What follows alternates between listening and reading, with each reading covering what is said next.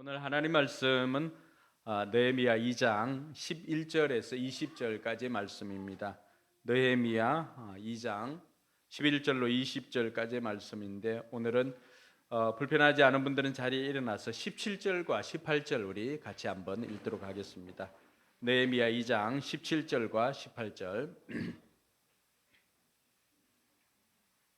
네, 같이 읽겠습니다. 이렇게 돌아보고 난 다음에 나는 비로소 관리들에게 말하였다. 여러분이 아는 바와 같이 우리는 지금 어려움에 빠져 있습니다. 예루살렘은 폐허가 되고 성문들은 불탔습니다. 이제 예루살렘 성벽을 다시 쌓읍시다. 남에게 이런 수모를 받는 일이 다시는 없어야 할 것입니다.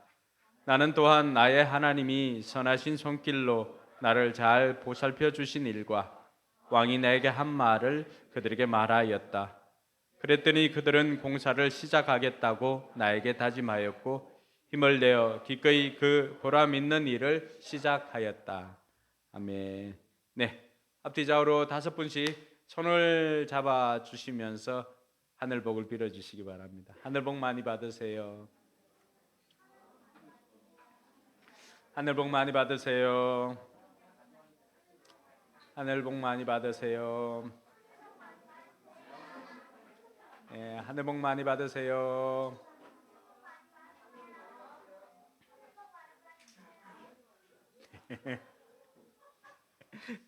네.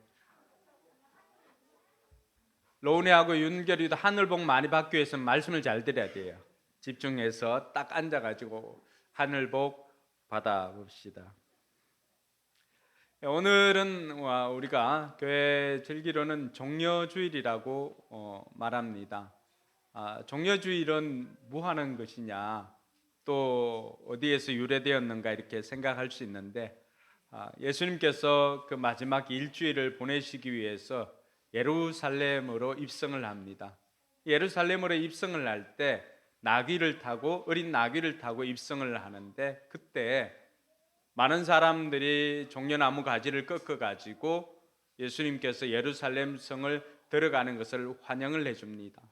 호산나 이렇게 외치면서 호산나 다윗의 자손으로 오신 이여 하면서 예수님을 이스라엘의 왕으로 그렇게 그들이 고백을 하면서 예수님이 예루살렘으로 들어가는 것을 환영을 해 주었습니다. 그래서 그때 종려나무 가지를 흔들면서 예수님의 예루살렘 입성을 환영했다라고 해서 교회가 이 날을 종려주일로 이렇게 보내기도 합니다. 그리고 안타까운 것은 그렇게 종려나무 가지를 흔들고 예수님을 환영했던 그 사람들, 며칠이 지나지 않아서 예수님께서는 예루살렘으로 들어가서 어떻게 합니까? 그곳에서 제자들과 만찬을 하고는 그리고는 병사들에 의해서 잡혀가서 고난을 당하시고 십자가에 달려서 죽음을 맞이했습니다. 호산나라고 외쳤던 종려나무 가지를 들고 외쳤던 그들이 이어서 그들은 뭐라고 외쳤을까요? 예수님을 십자가에 못 박으라고 외친 이들도 그들이었습니다. 호산나하고 예수님을 왕으로 또 모시고 했던 그 사람들이 왜 며칠이 가지 못해서 이제는 예수님을 십자가에 못 박으라고 외쳤을까? 왜 좋은 것을 지속적으로 이어가지를 못하고 한 번 잘하고 나머지는 실패하는 삶을 살아갈까? 그 역시 기본이 잘 되지 않았기 때문입니다. 기본이라고 하는 것은 오랜 시간을 거쳐서 이루어지는 것인데 이들에게 이런 신앙의 기본기가 없었다고 할 수가 있습니다. 느헤미야를 통하여서 우리가 계속해서 예루살렘 성벽이 재건되어지는 것을 보고 있는데 느헤미야를 보면 볼수록 정말로 매력적인 사람이고 본받고 싶은 사람이다라고 하는 생각을 해봅니다. 그러면서 이 느헤미야를 통해서 우리가 우리 신앙에도 이 신앙의 기본기를 느헤미야가 성벽을 쌓았던 것처럼 좀 쌓으면 어땠을까 하는 그 바람에 오늘은 신앙의 기본을 세우자라고 하는 제목으로 여러분들과 함께 이 종려주일의 말씀을 나누고자 합니다. 느헤미야는 예루살렘에 이제 드디어 도착을 합니다. 예루살렘으로 들어올 때 그의 모습이 어땠습니까? 왕의 기병대가 그를 호위합니다. 왕의 군대와 기병대가 호위해서 그야말로 금이 환영을 하였던 것입니다. 수많은 사람들이 느헤미야를 주목합니다. 예루살렘 성을 쌓을 사람, 또 아니면 이스라엘을 도울 사람, 이렇게 생각하면서 수많은 사람들이 예루살렘에 돌아오는 느헤미야를 주목합니다. 그의 방해꾼들도 느헤미야가 앞으로 어떻게 움직일지를 주목하고 있습니다. 근데 느헤미야는 예루살렘으로 그렇게 금이 환영했지만은 3일 동안 꼼짝을 하지 않습니다. 그리고는 3일이 지나서 무너진 성을 돌아보고 난 다음에 백성들에게, 관리들에게 이야기를 하고는 이제 예루살렘 성벽을 쌓읍시다라고 이야기를 합니다. 모든 관리들과 백성들이 우리가 힘을 내어서 이 선한 일에 동참하겠습니다라고 이야기를 하고 성을 쌓기를 시작을 했습니다. 그럼 어떻게 느헤미야는 이 백성들을 동원해서 백성들과 함께 성벽을 쌓을 수 있었을까요? 이것이 오늘 핵심 질문입니다. 느헤미야는 어떻게 백성들과 함께 이 성벽을 쌓을 수 있었을까? 보니까 몇 가지 비결이 있습니다. 그 비결 중에 첫 번째는 문제를 풀기 전에 생각하는 것입니다. 느헤미야는 치열하게 기도하고 치밀하게 준비하는 사람이었습니다. 그리고 기회가 주어졌을 때는 과감하게 결단하고 왕에게 자기에게 필요한 모든 것을 구하였던 사람이었습니다.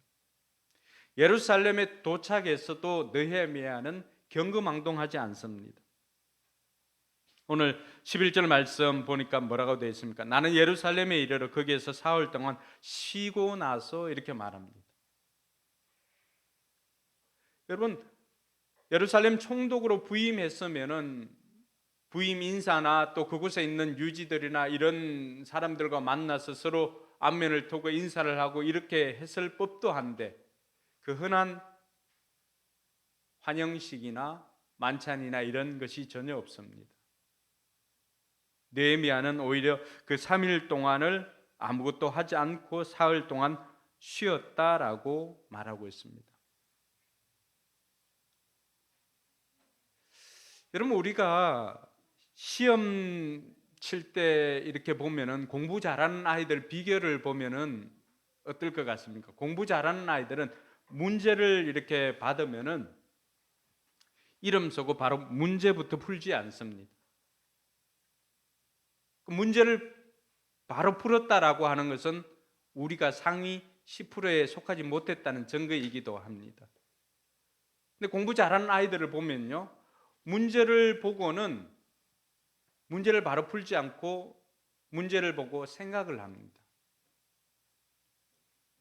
어떤 개념이 나왔는지, 또 어떤 개념을 내가 알고 있는 어떤 개념을 사용해서 이 문제를 풀 것인지, 또 어떤 방법으로 이 문제를 해결할 것인지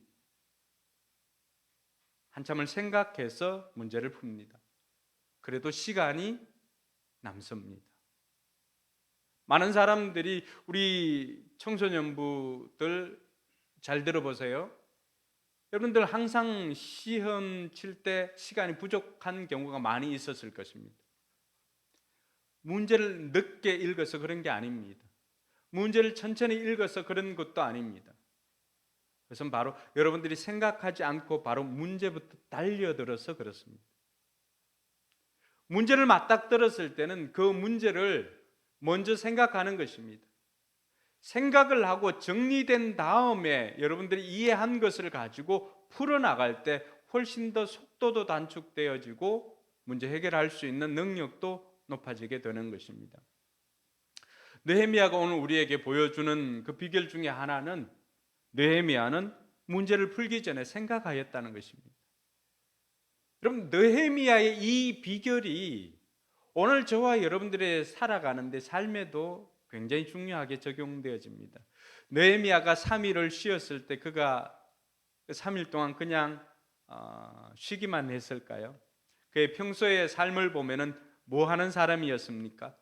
언제나 하나님의 때를 기다리고 기도로 준비한 사람 아니었겠습니까? 그 3일 동안 육신적으로는 쉬지만 그의 생각이나 이런 것들은 쉬지 않았다는 것을 알 수 있는 것은 사람들에게는 문을 닫아 놓았지만 하나님께는 문을 열어 놓았다는 것입니다.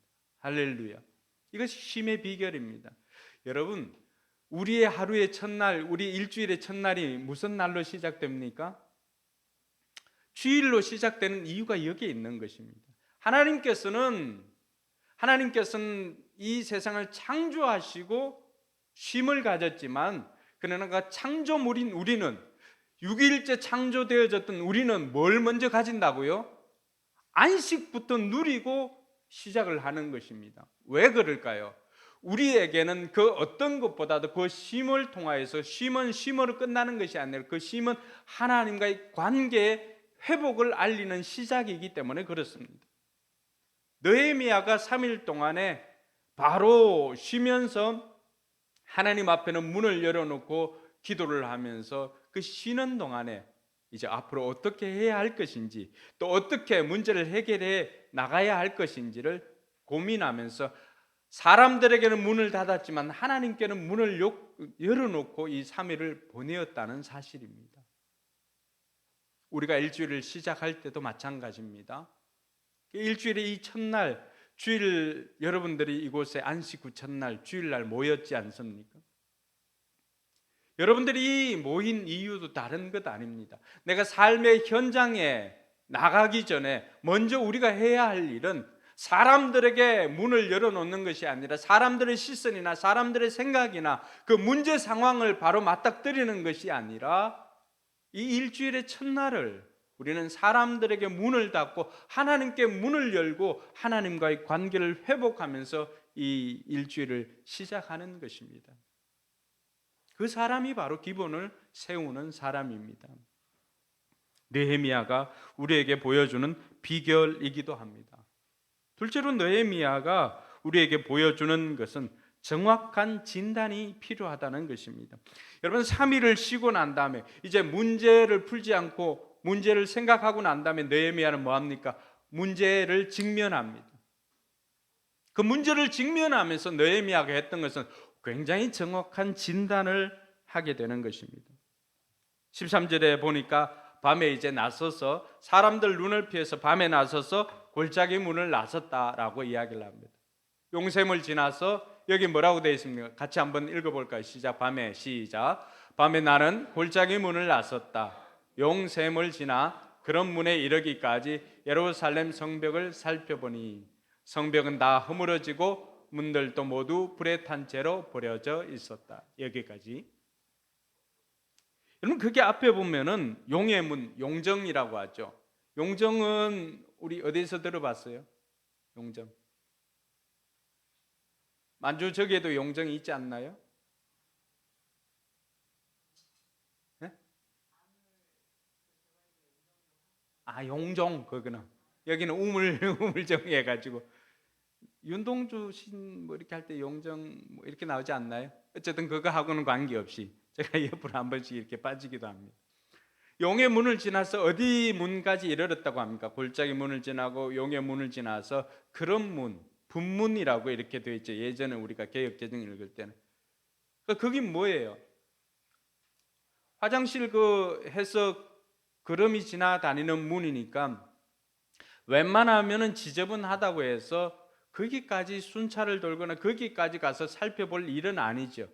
어느 정도 지나고 나면 다 볼 수 있는 거지만 그러나 성경 기자는 뭐라고 말합니까? 용문을 지나가지고 그런 문까지도 이르러서 살펴보았다라고 말합니다. 여기 살펴보았다라고 하는 단어가 소페르, 이 살펴보았다라고 하는 단어를 찾아보면요, 의사가 환자의 그 환부를 이렇게 정확하게 진단하기 위해서 자세하게 살펴보다라고 하는 이 단어가 원어적인 의미엔 그대로 쓰여 있는 것입니다. 그냥 주마관산처럼 이렇게 보는 것이 아니라 그게 뭐가 있는가 싶어서 또 어떻게 아픈가 싶어서 의사가 환자를 진찰하듯이 살펴보는 것이 그게 살펴보다라고 하는 단어입니다. 여러분, 느헤미야가 얼마나 꼼꼼하게 그 현장을 진단하고 얼마나 꼼꼼하게 그 현장을 살펴보았는지를 우리에게 보여주고 있습니다.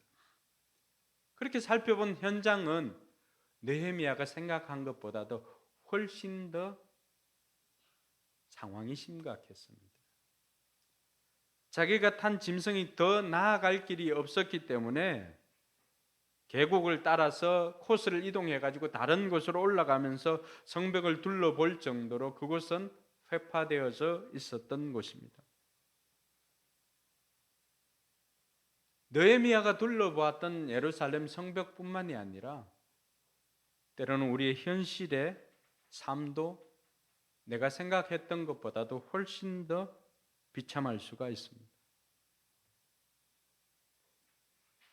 느헤미야가 살펴보니까 성벽들이 허물어졌고 모두 불에 탄 채 버려졌다라고 이야기를 합니다. 우리가 새롭게 회복되어지고 재건하기 위해서 반드시 필요한 것은 마음이 아프지만은 정확한 진단이 필요합니다. 오늘 우리의 신앙의 기본기를 이렇게 다시 세우기 위해서 내 신앙에 무너진 곳도 정확하게 진단을 할 필요가 있습니다. 요한계시록에 첫 번째 나오는 에베소 교회를 이야기를 할 때 그 교회가 행하였던 수많은 칭찬들을 해줍니다. 그런데 요한을 통하여서 그 에베소 교회에 말씀해 주었던 진단이 무엇입니까? 네가 어디에서부터 멀어졌는지를 생각하고 네 첫사랑을 회복하라고 한 것입니다. 어디에서부터 멀어졌는지를 정확하게 진단을 하고, 비록 마음이 아프지만 그 멀어진 상황을 생각하면 마음이 아프지 않습니까? 그런데 마음 아프지만 직면하지 않고서는 문제가 해결되지 않기 때문에 그냥 오늘부터 새로 시작합시다 이게 아니라 우리가 새롭게 재건하고 삶을 회복시키고 신앙 기본기를 세우기 위해서 반드시 필요한 것은 내가 어디에서부터 망가졌는지, 어디에서부터 무너졌는지, 내 삶에 있어서 무엇이 무너졌는지를 정확하게 진단할 필요가 있다는 것입니다. 우리 중에는 예배가 무너진 사람도 있을 것입니다. 영과 진리로 드리는 그 예배 가운데 내가 들어가서 하나님을 영과 진리로 예배해야 되지만, 그러나 이 자리에 그냥 내 영혼은 다른 데가 있고 내 몸만, 육신만 그냥 이 자리에 앉아 있는 사람도 있을 것입니다. 다른 사람보다도 여러분들이 더 정확하게 인지할 수가 있을 것입니다. 또 어떤 사람 주일 성수에 대해서 주일 성수가 무너진 사람도 있을 것입니다. 어떤 사람은 11조나 이런 헌금 상태가 무너진 사람도 있을 것입니다. 하나님께서 오늘 우리에게 보여주는 것은 그 무너진 상태가, 내 신앙의 기본기가 무너졌는데 어디에서부터 무너졌는지를 꼼꼼하게 살피고 정확한 진단을 하라는 것입니다. 그 진단은 그 처참한 현실을 우리가 직면했을 때 내가 왜 그 순간 내 또 그 순간부터 이렇게 망가졌는지 무너졌는지를 생각하고 그걸 직면하고 다시금 세우고자 함인 것입니다. 말씀이 무너진 사람도 있을 것입니다. 여러분들 삶에 하나님의 말씀이 여러분 삶에 들어와 있지 않은 사람도 있을 것입니다. 바쁜 일상을 그냥 보내면서 말씀과 무관한 삶, 말씀을 읽지 않는 삶을 사는 사람도 있을 것입니다.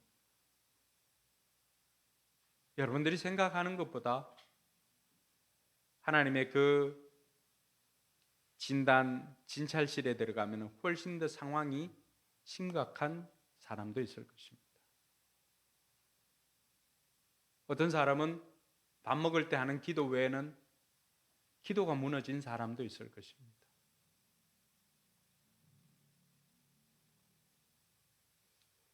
느헤미야를 통해서 진단하는 것은 내가 생각한 것보다도 현실은 더 처참하게 무너져 있을 수도 있다는 것을 가르쳐 주고 있습니다. 그래서 느헤미야는 사람들이 다니지 않았지만은 그러나 그 무너진 현장을 볼 때마다 느헤미야의 가슴이 얼마나 아프겠습니까? 그러니까 화려한 영광을 가졌던 그 예루살렘 성 아니었습니까? 하나님이 함께하는 이스라엘 백성들 아니었습니까? 주변의 사람들은 하나님과 함께하는 저들을 보면서 자신들의 간담이 녹아졌다라고 고백할 정도로 영화로웠던 이스라엘 백성들과 예루살렘 성이 아니었습니까? 그런데 그렇게 자랑했던 것이 완전히 무너진 것입니다. 여러분들 가운데서도 한때는 하나님을 만난 간증을 한 사람도 있을 것입니다. 근데 지금도 그 간증이 유효합니까? 내 삶의 신앙이 무너져 있지는 않는지 다시 한번 살펴보아야 할 것입니다. 경제적으로 무너진 곳이 있다면 그 현실도 직시를 해야 됩니다. 마음 아프지만 왜 그렇게 되었는지, 나의 탐심 때문인지, 나의 과소비 때문인지, 나의 욕망 때문인지 점검을 해 보아야 합니다. 오늘 느헤미야가 우리에게 그것을 가르쳐 주고 있습니다. 기본을 세우기 위해서는 무엇보다도 무너진 현실을 직시하는 것이 굉장히 중요합니다. 마음은 아프지만 정확한 진단이 있어야만 정확한 처방이 나올 수 있기 때문입니다. 느헤미야는 그렇게 돌아보면서 오늘 우리가 읽었던 말씀에 17절에 뭐라고 말합니까? 이렇게 돌아보고 난 다음에 나는 비로소 관리들에게 말하였다. 여러분이 아는 바와 같이 우리는 지금 어려움에 빠져 있습니다. 같이 읽어볼까요? 예루살렘은 폐허가 되고 성문들은 불탔습니다. 이제 예루살렘 성벽을 다시 쌓읍시다. 남에게 이런 수모를 받는 일이 다시는 없어야 할 것입니다. 여기 그대로 한번 띄어나 보세요. 이 말씀 가운데서 기본이 무엇인지를 우리가 찾을 수가 있습니다. 여러분, 기본이 무엇인가요? 기본. 오늘 이들에게는 예루살렘 성벽이 그들의 삶의 근간이었습니다. 그들의 삶을 보호해주고 지탱해주고 지켜주는 근간이었습니다. 그것이 기본이죠. 그런데 이 근간이 무너지면 어떻게 됩니까? 우리는 수모를 당하고 수치를 당합니다. 학생들에게 근간은 뭘까요? 학생들을 지탱하게 해주는 힘은 뭘까요? 지식이죠, 지식. 근데 그 지식이 없으면 어떻게 될까요? 수모를 당하는 것입니다. 수치를 당하는 것입니다.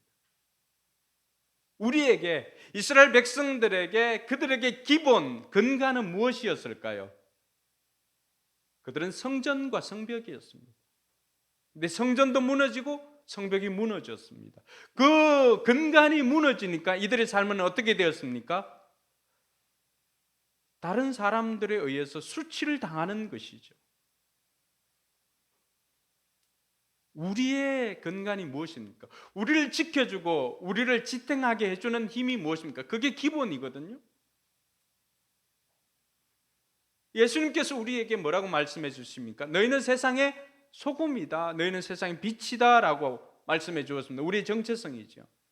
근데 그 정체성이 무너지면, 그 근간이 무너지면 우리가 어떻게 됩니까? 수치를 당하게 됩니다. 왜요? 바깥에 버려져서, 맛을 잃어버렸으니까 바깥에 버려져서 사람들에게 밟힐 뿐이라고 말합니다. 뭐가 무너진 거예요? 기본이 무너진 거죠. 우리 육신의 몸도 마찬가지죠. 여러분, 코아가 무너지거나 우리 육신의 몸도 이 뼈나 기본이잖아요. 이 기본되는 근간이 무너지면 어떻게 됩니까? 근간이 무너지면 수모를 당하는 거예요. 수치를 당하는 거예요. 그래서 다른 것 의저히 집에 우리는 목발 두 사람이나 목발 짚고 다니는데 무너진 거죠. 무너진 거. 그게 기본이에요. 내 신앙의 근간, 나를 살려주고 나를 지탱해 주었던 것, 예수는 그리스도시요 살아계신 하나님의 아들이십니다라고 하는 이 고백이 무너지면은, 우리 신앙이 무너지면은 우린 세상 사람들에 의해서 손가락질 당하는 거예요. 왜? 내 삶에는 예수가 주인 되지 못하고 내가 내 마음대로 살아가고 있으니까 사람들에 의해서 손가락질 당하는 거죠. 내 신앙의 근간이 무너지는 거예요. 그래서 느헤미야는 그 기본이 무너진 그 현장을 마음 아프지만 돌아보고 와서는 어떻게 말합니까? 성벽을 쌓자. 그 성벽을 쌓는 것은 성벽 쌓는 것 자체가 목적이 아닙니다. 지난번에도 이야기했지만 느헤미야의 목적은 뭐예요?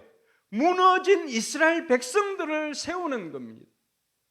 그것이 목적인데 그 목적을 이루기 위해서 목표가 뭐예요? 먼저 무너진 삶의 근간이었던 이들을 지켜주었던 성벽을 다시 쌓자는 것입니다. 그래서 느헤미야가 우리에게 가르쳐주는 그 세 번째 비결은 함께 쌓는 것입니다. 함께 하는 것. 기본기를 다질 때도 혼자 하면은 힘이 들지만 함께 세워가면 할 수가 있습니다. 그래서 느헤미야가 사용했던 것을 보면 느헤미야는 건물을 세우기 전에 먼저 뭘 세웁니까? 사람을 세웁니다. 굉장히 중요한 포인트입니다. 여러분, 그래서 우리가 교회 건물보다도 먼저 우선하는 것은 사람으로서의 교회입니다. 우리가 청소년 목장이나 또 타클로반 목장에서 후원했던 그 타클로반, 예전에 쓰나미가 한번 그 도시를 직격한 적이 있습니다. 다 무너졌어요. 차기 선교사님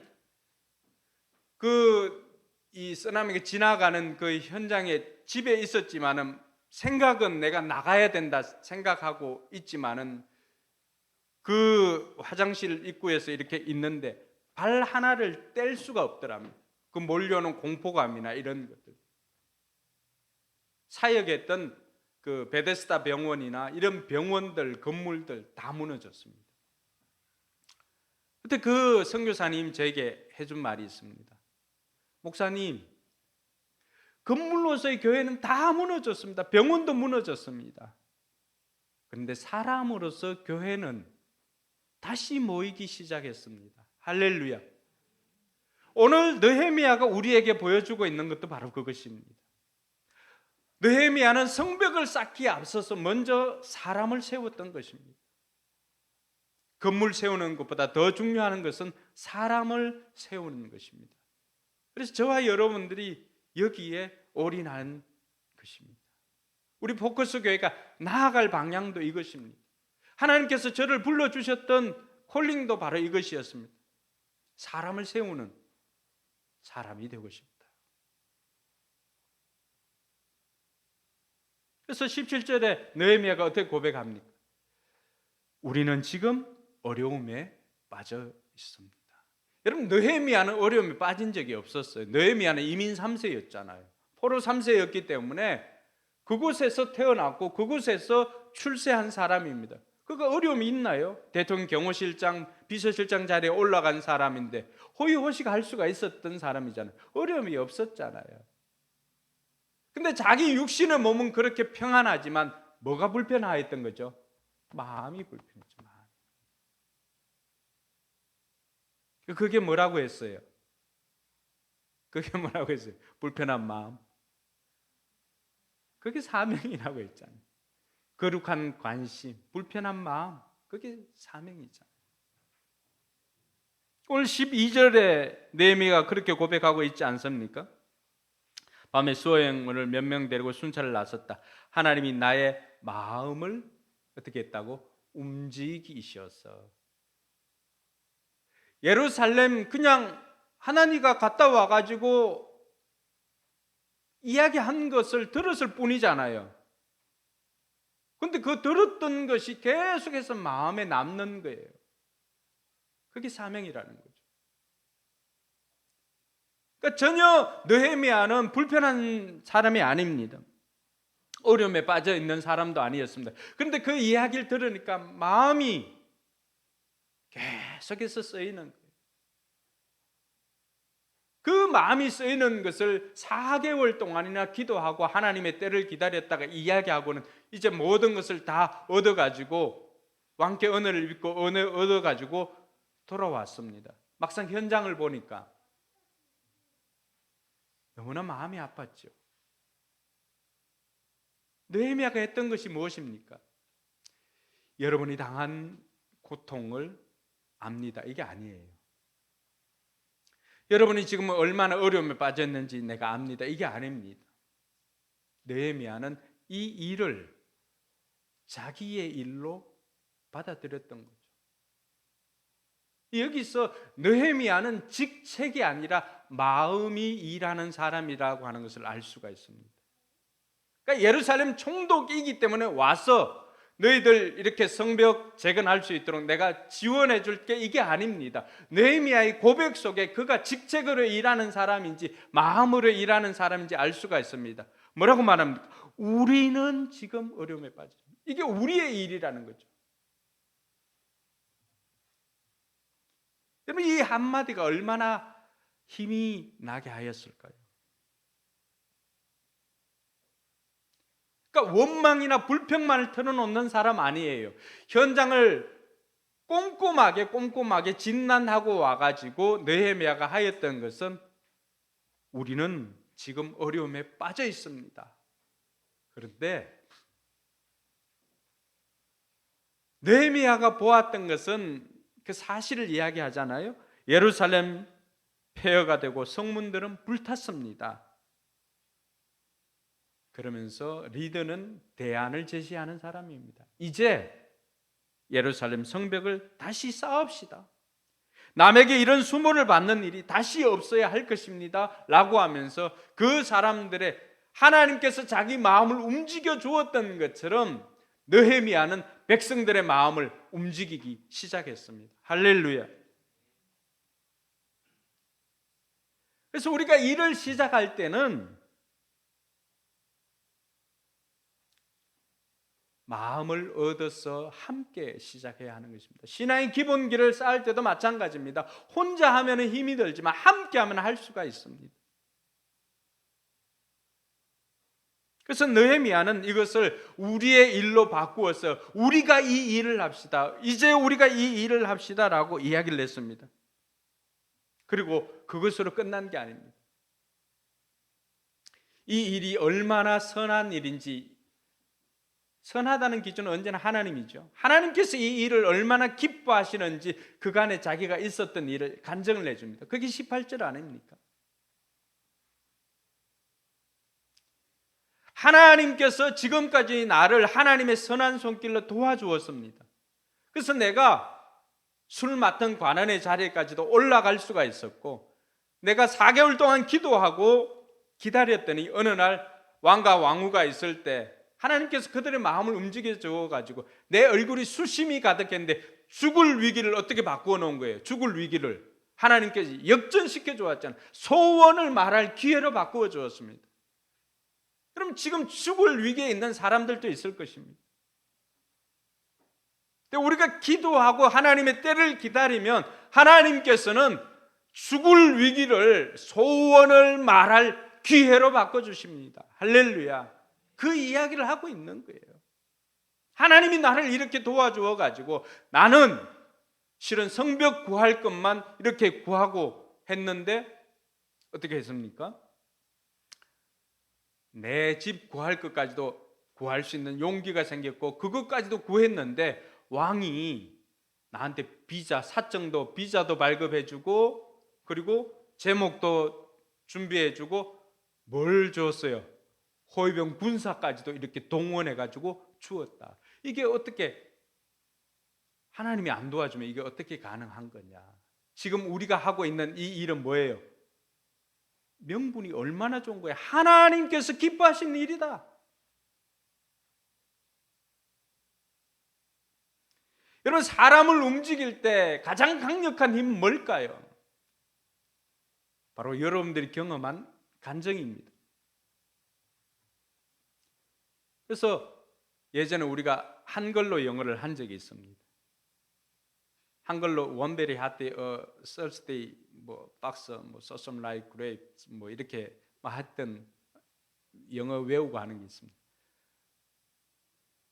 집사는 그거 잘해가지고요. 저기 사람들 교육할 때 가가지고 간증한 적이 있습니다. 간증. 그러니까 그 간증을 듣고 친한 목사님, 사모님이 또 그 일을 하고는 우리가 그만뒀을 때는 그 사모님이 지사를 운영할 정도로 그분을 움직이게 한 거죠. 느헤미야가 지금 그걸 하고 있는 거예요. 여러분들이 전도 현장에 나갔을 때도 마찬가지입니다. 그 사람들 움직일 때 제일 중요한 것은 그 사람의 마음을 얻는 거예요. 그리고 함께 이 일을 하자는 거죠. 함께. 그러면서 여러분들이 힘들고 어려울 때, 그 사람이 지금 처해 있는 그 상황 가운데 있을 때 내가 지난번 경험했던 그 어려움을 나는 이렇게 이겨냈습니다라고 말해주는 겁니다.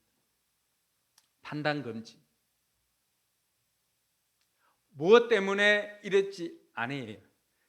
그럼 그저께 우리가 심폐소생술 CPR을 했는데요. CPR을 해가지고 누워있는 그 사람에게 왜 이렇게 해서 다 이렇게 가지 말아야 되지, 이렇게 하는 게 아니라고 하는 거죠.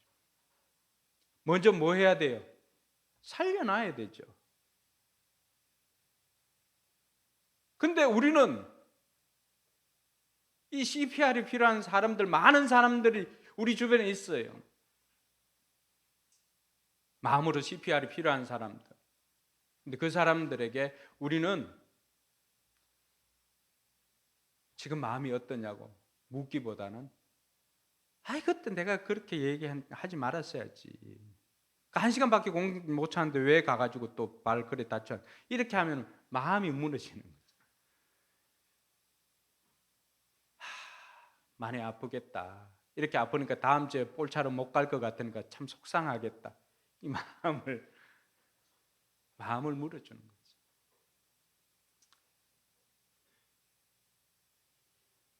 힘이 생기면은 움직입니다. 근데 우리는 누워 있는 사람에게 그때 내 말 안 들을 줄 알았다. 왜 이렇게 했냐고. 우린 자꾸 판단하기 바쁩니다.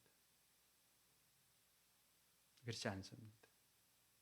여러분들이 그 힘든 시간을 어떻게 이겨냈는지. 느헤미야가 포로로 있으면서 그 힘든 시간들, 나라를 잃은 그 서름. 그래서 우리가 사명을 할 때 세 번째 했던 게 뭐예요? 치유받은 상처가 사명이다라고 했잖아요. 여러분들에게 어떤 간증이 있습니까? 여러분의 상처가 회복되어지고 문제가 해결되어진 어떤 간증이 있습니까? 여러분들의 VIP에게 들려줄 간증이 있습니까? 오늘 느헤미야처럼 하나님이 함께 하신 하나님의 선한 소리 도와서 내 삶이 변화된 간증이 있습니까? 간증이 없는 이유는 하나님의 말씀대로 살지 않아서 간증이 없을 수도 있습니다. 내가 하나님의 방법대로 살아보지 못해서 간증이 없을 수도 있습니다. 어떤 경우에는 기도하지 않아서 간증이 없을 수도 있습니다. 오늘부터라도 내 삶이 상처로 끝나는 것이 아니라 이 상처를 하나님의 방법으로 해결하여서 상처가 별이 되어서, 상처가 약재료가 되어서 다른 사람을 살릴 수 있는 간증이 만들어지는 은혜가 있기를 주님의 이름으로 축원합니다. 느헤미야의 그 간증이 사람들을 움직였습니다. 사람들이 뭐라고 말합니까? 그랬더니 그들은 공사를 시작하겠다고 나에게 다짐하였고 힘을 내어 기꺼이 그 보람 있는 일을 시작하였다라고 말하고 있습니다. 이 일을 하나님께서 느헤미야의 마음을 감동을 시켜주었고 왕에게 은혜를 입어서 지금까지 진행된 일을 말해주었고 여기 와서 자기가 돌아보았던 그 예루살렘 상황을 이야기를 해주었습니다. 모든 백성들이 기꺼이 그 일에 동참하겠다고 했습니다. 다시는 기본이 무너져서 수치를 당하지 않겠다고 모든 백성들이 마음을 모아서 힘을 모아서 함께 일어나자라고 고백하고 그들은 실제로 성벽 재건하는 일에 나서서 성을 다시 쌓기 시작했습니다. 사랑하는 성도 여러분, 우리 무너진 신앙의 근간들, 내 무너진 삶의 현장들, 그 현장을 정확하게 직시했다면 이제는 여러분 혼자서 그 일을 하는 것이 아니라 함께 그 일을 해나갈 수 있기를 주님의 이름으로 축원합니다. 지금 여러분 옆에 앉아있는 사람, 그 사람은 하나님께서 그 일을 위해서 붙여준 동력자인 것을 믿으시기 바랍니다. 가족들이 함께하고 목장 식구가 함께하고 교회 공동체가 함께 하는 것입니다. 그래서 지금 옆 사람에게 당신은 나의 동력자입니다. 한번 이야기해 주시기 바랍니다.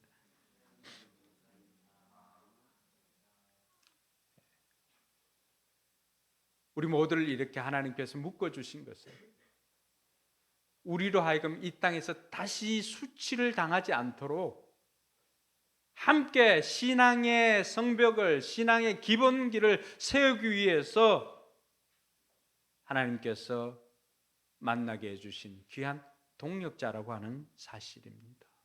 느헤미야가 그 백성들과 함께 성벽을 52일 만에 완공하였던 것처럼 여러분들이 함께 지금 옆에 앉아있는 그 사람들과 함께 여러분 신앙의 기본기를 세워나갈 수 있기를 주님의 이름으로 축원합니다. 근데 이 기본기를 쌓을 때는 시간이 걸립니다. 하루아침에 되는 게 아니에요. 손홍정 씨가 그런 고백을 합니다. 모든 것은 기본에서 시작합니다라고 하는 그 책에 보면은 사람들은 기본기를 쌓는데 2, 3년이면 되는 줄 안다. 근데 그렇지가 않다. 어떤 사람은 6개월 만에 기본기를 다 뗐다라고 이야기를 하는데 그렇지가 않다. 기본기는 시간이 걸린다. 그래서 손흥정 씨는 실제로 손흥민 선수를 이렇게 기본기를 다질 때 365일 동안 하루도 쉬지 않고 7년 동안 해서 기본을 다져놓았다고 이야기를 합니다. 사람들은 기술을 배우기 위해서 기본이 필요하다라고 생각하지만 정작 이 기본은 나이가 들수록 시간이 지날수록 더 필요한 것이 기본입니다. 쉽게 넣어야 할 골을 넣지 못하는 것은 그 사람 기술이 부족해서 그런 게 아닙니다. 기본이 부족해서 못 넣는 것입니다. 우리 인생 왜 자꾸만 넘어지고 무너질까요? 기술이 부족해서 그럴까요? 아닙니다. 여러분들이 배워왔던 기술로만으로도 우리는 충분히 살아갈 수 있는 능력을 가지고 있습니다. 뭐가 부족해서 그럴까요? 기본이 부족해서 그렇습니다. 기본을 쌓는데 얼마나 시간을 보냅니까? 학원에도 보면 베이직 그 과정을 오래 합니다. 왜요? 중요하기 때문에 그렇습니다. 베이직이 되면은 그 위에 뭐예요? 인터 과정. 인터 과정 가면은 그때는 기술이에요. 그러나 베이직이 안 되면은 인터 과정에서 기술을 배울 수가 없습니다. 그런데 정작 이 베이직은요, 나중에 가서 더 심화 과정에서 더 필요한 것이 이것입니다. 왜냐하면은 상위권 아이들이 실수하는 문제는 0.1% 아이들이 실수하는 문제는 기본이 안 됐기 때문입니다. 그 마지막에 무엇 때문에 틀린 줄 아세요? 연산 때문에 틀립니다. 다 문제를 해결했어요. 근데 뭐 때문에 틀릴까요? 더하기 빼기를 못해가지고 그 계산 연산을 못해가지고 연산에서 실수를 하니까 답이 풀이 과정은 다 맞아요. 근데 답이 틀리는 거예요. 그럼 그 문제는 어떻게 될까요? 틀린 문제가 되는 거죠. 그래서 연산을 위해서 다비수 계속하는 이유가 뭡니까? 몇 개월이 돼도 중학생한테도 다양한 비법 수학을 가르치면 기본을 계속 연산을 하는 이유가 뭡니까? 실제로 마지막에 가서 제일 필요한 것이 이것입니다. 여러분, 군대 얘기해서 죄송합니다. 저는 특수부대에 나온 건 아시죠? 디펜스 아미. 우리 동네에서는 방위라고 불러요. 그것도 6개월. 여러분, 최첨단을 나가면 최첨단을, 미사일 뭐 온갖 것들이 최첨단 무기가 있습니다. 근데 제일 마지막에 승리의 깃발을 꽂는 사람 누굽니까? 일빵빵이라고 하는 그 주특기 번호를 가진 보병이 마지막에 깃발을 꽂습니다. 기본 중에 기본입니다. 오늘 우리 신앙에도 마찬가지입니다. 결정적으로 우리를 살리고 결정적으로 우리를 세우는 것은, 기본이 우리를 세워주는데 그것은 혼자 사는 것이 아니라 함께 할 때 더 잘 세워줄 수 있음을 믿으시기 바랍니다. 마지막으로 살펴보는 것은, 느헤미야가 가르쳐주는 것은 말씀으로 저항을 이겨내라고 하는 것입니다. 여러분, 우리가 기본 길을 세울 때 반드시 저항이 있습니다. 왜냐하면 내가 안 쓰던 근육, 필요하지만 안 썼던 근육이거든요. 필요하지만 사용하지 않았던 것이거든요. 근데 그것을 사용하려니까 저항이 생깁니다. 오늘 느헤미야가 이스라엘 백성들을 동원해 가지고 자, 성벽을 쌓읍시다 하고 성을 쌓기 시작할 때 어떤 일이 생깁니까? 19절에 보니까 호론 사람 산발락과 그 종노릇 하던 누가 왔습니까? 암몬 사람 도비야와 아랍 사람 게셈에게 알려지니까 그들이 어떻게 합니까? 같이 읽습니다. 그들은 우리에게로 와서 당신들은 지금 무슨 일을 하고 있는 거요? 왕에게 반역이라고 하겠다는 것이요 하면서 우리를 업신여기고 비웃었다. 이것이 우리가 맞닥뜨릴 저항입니다. 여러분, 기본을 새로 세운다고 여러분들이 연산을 하거나 아니면 중학교 문법을 가지거나 또 아니면은 기본적인 뭐 다비수를 하거나 이렇게 할 때 인터 과정에 있는 사람들은 비웃을 수도 있습니다. 기술을 배우는 사람 비웃을 수도 있습니다. 왜요? 사단은 언제나 우리의 마음을 흔들어 놓습니다. 직접적인 공격은 하지 않아도 우리의 마음을 흔들어 놓습니다. 내가 이제 신앙의 건강, 육신의 건강을 지키기 위해서 코어 근육을 해야 되겠다, 코어 운동을 해야 되겠다 하고 마음 먹고 이렇게 할 때 옆에서 뭐라고 그럽니까? 아이, 뭐 몇 개월 못 간다고. 우리 주변에 있는 사람들, 그 사람들은 언제나 우리의 마음을 무너뜨리는 말로 우리를 넘어지게 합니다. 낙심 뭐예요? 심장이 떨어지는 거예요. 그 이야기를 들은. 여러분, 옳은 일에는 늘 저항이 따른다는 사실입니다. 우리가 전도할 때도 저항이 따르고요. 우리가 새롭게 이제 마음 다잡고 새 생활을 하려고 할 때도 저항이 따릅니다. 그 전에 함께 놀았던 애들이 여러분들을 가만히 둘 것 같습니까? 절대 그렇지 않습니다. 선한 일을 할 때도, 뜻을 세우고 나아갈 때도 우리 청소년 잘 들어야 돼요. 여러분들이 마음 잡고 공부하려고 하면은 친구들이 여러분들을 그냥 놔두는 게 아니에요. 여러분들을 얼마나 업신여기고 조롱하는지 모릅니다. 네가 공부를 한다고? 네가 새롭게 살겠다고? 네가 담배를 끊겠다고? 네가 게임을 끊겠다고? 네가 도박을 끊겠다고? 온갖 말로 이야기를 합니다. 지금 산발락과 도비야와 게셈이 느헤미야를 찾아와서 한 것이 바로 그거예요. 비웃고 조롱하는 것입니다. 이때 느헤미야를 통해서 우리가 배워야 할 것이 있습니다. 20절 같이 읽어볼까요? 시작. 내가 나서서 그들에게 대답하였다. 하늘의 하나님이 우리를 위하여 이 일을 꼭 이루어 주실 것이요, 성벽을 다시 쌓는 일은 그분의 종인 우리가 해야 할 일이요, 예루살렘에서는 당신들이 차지할 몫이 없어 주장할 권리도 기억할 만한 전통도 없어. 그럼 느헤미야는 신중할 뿐만이 아니라 담대할 때는 엄청나게 담대합니다. 근데 그 비결이 뭘까? 느헤미야는 말씀을 알았던 사람입니다. 여러분, 신명기 22장 3절과 4절에 보면 어떤 말씀이 있냐 그러면은, 모세가 이스라엘 백성들이 다시금 가나안 땅에 들어갔을 때 어떻게 살아야 할지 그 출애굽 2세대들에게 들려주었던 말씀이 신명기거든요. 그게 이렇게 되어 있습니다. 암몬 사람과 모압 사람은 주님의 총회 회원에 되지 못합니다. 그 자손은 10대가 아니라 영원히 주님의 총회 회원이 되지 못합니다. 그 이유는 같이 읽어볼까요? 그들은 당신들이 이집트에서 나올 때 먹을 것과 마실 것을 가지고 와서 당신들을 맞아들이기는커녕 당신들을 저주하려고 부올의 아들 발람에게 뇌물을 주어 메소포타미아 지방에 보돌해서 그들을 불러온 사람들입니다. 왠지 아시죠?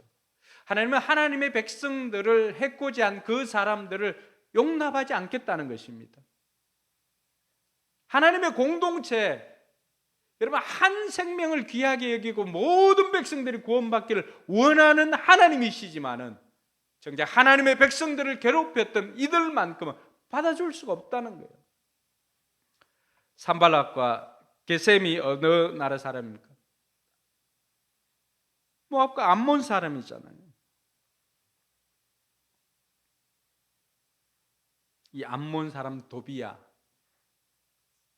그 정체들을 알고는 이 사람들이 나중에는 대제사장 엘리야십과 연결되어져 가지고 느헤미야를 죽이려고 할 때도 1등 공신을 하는 사람들이 이 사람들입니다. 물론 작전은 실패하죠. 근데 느헤미야가 뭘 알았던 거예요? 말씀을 알고 있으니까 이것을 분별하고 말씀으로 강력하게 그 저항을 넘어설 수가 있었다는 것입니다. 할렐루야. 시편 기자가 말하는 게 뭐예요? 내가 주께 범죄치 아니하려 하여 주의 말씀을 내 마음에 두었나이다. 우리의 신앙의 기본기를 세우기 위해서 필요한 게 뭐예요? 말씀입니다. 말씀. 말씀을 알면 말씀이 마치 우리 신앙의 뼈다귀와 같습니다. 그 근간이죠. 이스라엘 백성들이 예루살렘 성벽이 그래 했다라고 한다면 우리에게는 뭐예요? 말씀이 그러하다는 것입니다. 이 말씀이 없으면, 말씀이 무너지면 다 무너져요. 말씀 없는데 어떻게 이겨낼 힘이 없잖아요. 내 안에 귀신이 살아도, 여러분, 예수 그리스도의 이름으로 떠나가라고 해도 명령을 하지만 정작 내 안에서 줄탁동시 알죠? 바깥에서 두드릴 때 안에서 두드려 깨서 부하가 되는 거잖아요. 줄탁동시를 내야 되는데 바깥에서 두드리는데 정작 내 안에서 밀어낼 힘이 없어. 뭐가 없기 때문에? 말씀이 없기 때문에. 내가 바르게 살고 싶어도 내 안에 말씀이 없기 때문에 어떻게 살아야 될지를 몰라. 내 안에 거짓된 것들이, 죄악된 것이 있어도 밀어낼 수가 없어. 왜? 밀어낼 힘이 말씀이 없기 때문에 그렇습니다. 우리가 다시금 느헤미야를 통해 신앙의 기본기를 쌓기 위해서 여러분 마음속에 말씀을 넣어두기를 주님의 이름으로 축원합니다.